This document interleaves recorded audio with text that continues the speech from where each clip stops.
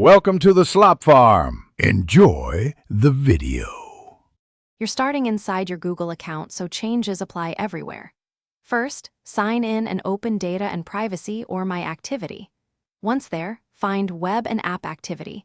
This controls whether Google logs searches and sites. Tap or click the toggle to pause it. This stops new searches from being saved. Make sure to confirm the change if prompted. You're doing this now to prevent new history.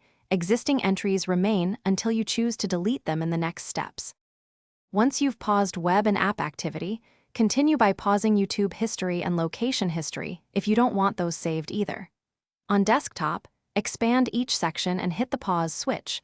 On mobile, use the Account menu and Data and Privacy screens. Next, set Auto Delete for existing activity.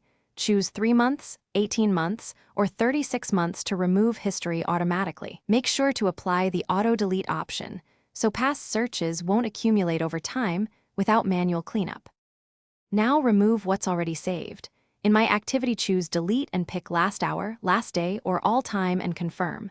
Then verify Chrome sync settings, turn off sync or deselect history if Chrome is re-uploading searches. Check other signed-in devices. Changes can take a minute to propagate.